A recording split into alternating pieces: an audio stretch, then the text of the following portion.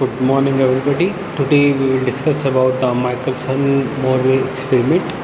The main objective of the conducting the Michelson-Morley experiment was to confirm the existence of either frame of reference, that is the stationary frame.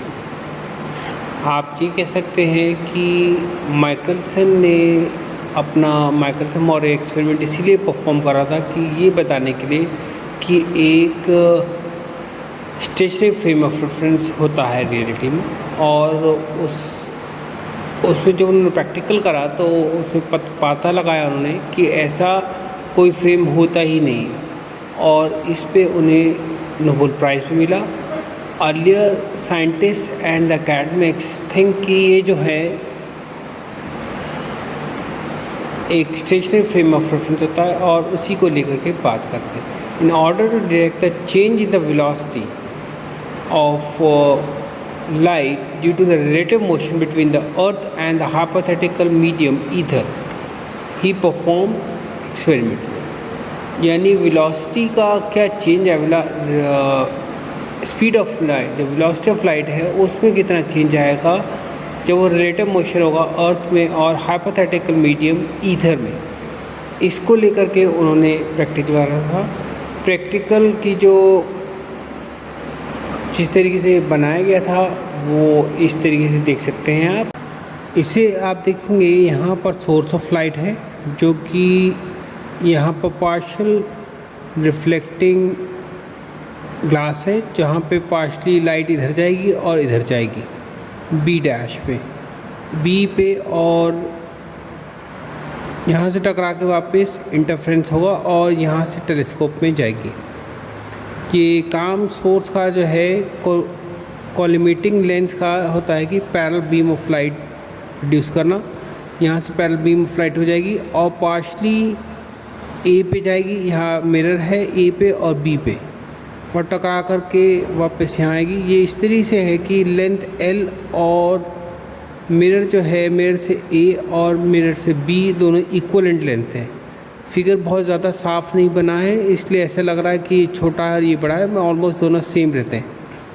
मगर जब यहाँ से light देखेंगे, जैसे लिखना तो आपको जिसमें समझा दिया, इसमें होगा light from the monochromatic extended source S after being rendered parallel by the collimating lens fall on the semi-silvered glass plate। ये ग्लास प्लेट है, inclined at 45 डिग्री, 45 डिग्री से inclined रहती है।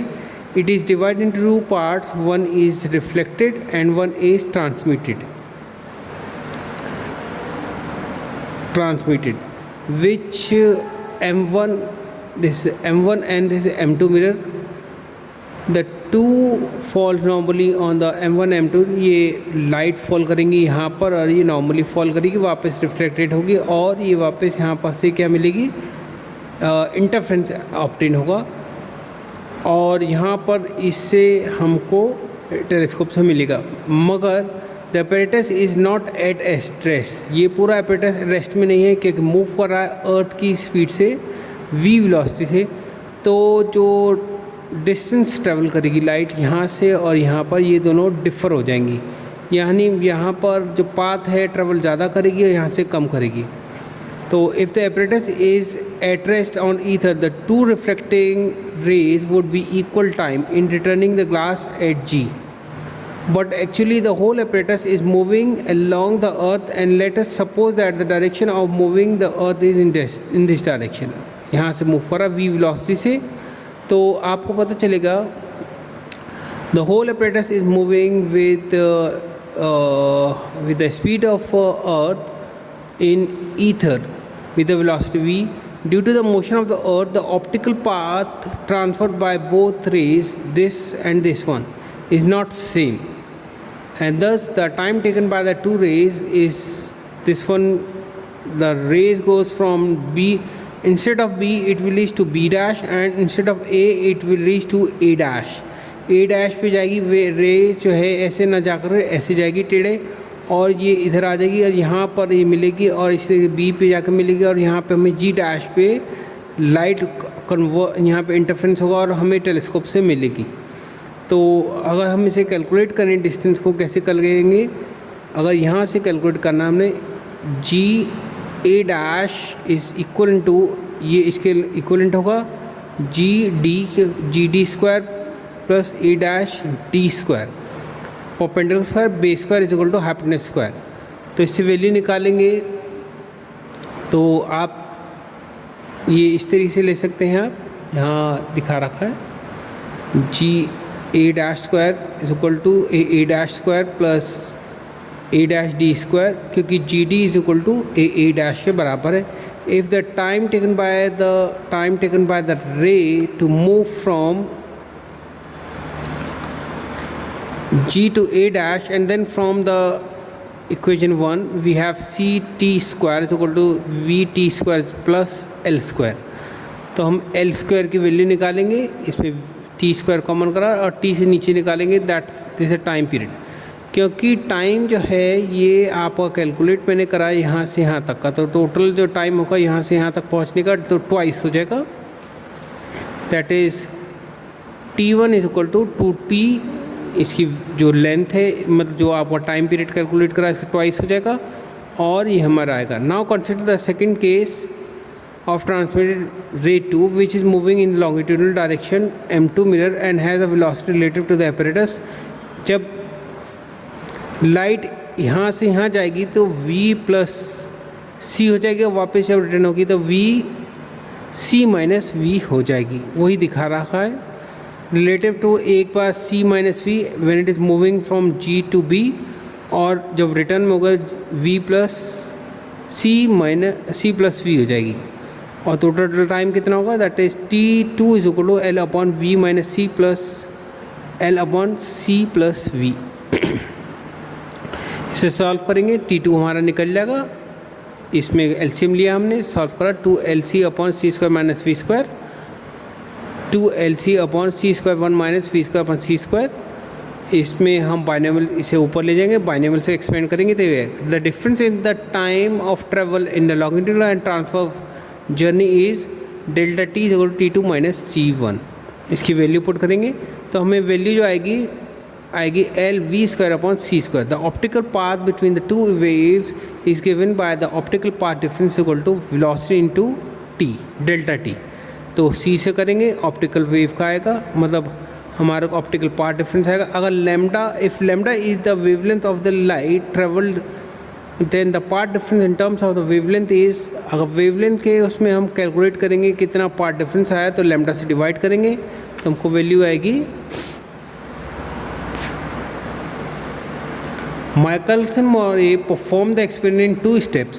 Firstly, by setting the shown in the figure जो जैसे मैंने दिखाया था earlier, and secondly by turning the apparatus through the 90 degree. When the apparatus is turned through 90, the position of the mirrors are changed. Now the path difference is in opposite direction. Thus the path difference is minus v l v square upon l lambda v square wavelength. तो resultant जो आएगा आपका L V square upon lambda V square minus L V square upon lambda V square, तो ये twice हो जाएगा। हम इसकी एक्सपेरिमेंटल वैल्यू पुट कर देंगे, एल की कितनी है, एल लैम्डा की कितनी है, वेलोसिटी ऑफ अर्थ कितनी है, वेलोसिटी ऑफ लाइट, और जब इसे चेक करेंगे तो चेंज इन शिफ्ट जो आया था वो 0.8 फ्रिंज आया, मगर जब इसे देखा गया उसने अपने टेलीस्कोप से देखा तो फ्रिंज जो आया था it is very less, the shift is less than the half of the fringe was only expected, but the Michelson-Morley could observe that the shift is about 0.01 fringe. This is he suggested that the light in vacuum is in the same in all frame of reference which are uniformly relative motion, यानी सारे initial frame में सारी velocity of light same रहेगी, कुछ भी differ नहीं करेगी। यहाँ पर उसने ये बताया कि अगर आप किसी भी ले जो एक्सपेरिमेंटल वैल्यू आई थी 0.4 फ्रिंज में आई थी, मगर जब एक्सपेरिमेंटल कैलकुलेट करा तो 0.01 फ्रिंज आई, वो भी इंस्ट्रूमेंटल एरर भी हो सकती है। तो यहाँ इन्होंने बताया हमने या दिखाया था ये एपरेटस, एक बार तो इस तरीके से मूव कर रहा है, एक बार इसे टर्न 90 डिग्री करने के बाद फिर ऐसे मूव कर आया था ऐसे करके। जिससे कि इसमें जो चेंज आ रहा है, यानी कि जो फ्रिंज आ रही है डेल्टा एन की वैल्यू आएगी ये ज़्यादा है, इसीलिए इन्होंने 90 डिग्री का मूव कराया था। मगर इससे फिर भी ये पता चला कि ऐसा होता है नहीं, वेलोसिटी ऑफ लाइट जो है relative initial frame of reference में इस सब में बराबर रहती है और उसमें कोई भी चेंज नहीं आता। इसी को प्रूफ करने के बाद उन्हें नोबेल प्राइज़ मिला था। आज के लिए हम इतना ही पढ़ेंगे। जिन्होंने मेरा चैनल सब्सक्राइब नहीं किया, चैनल सब्सक्राइब करने। Thank you.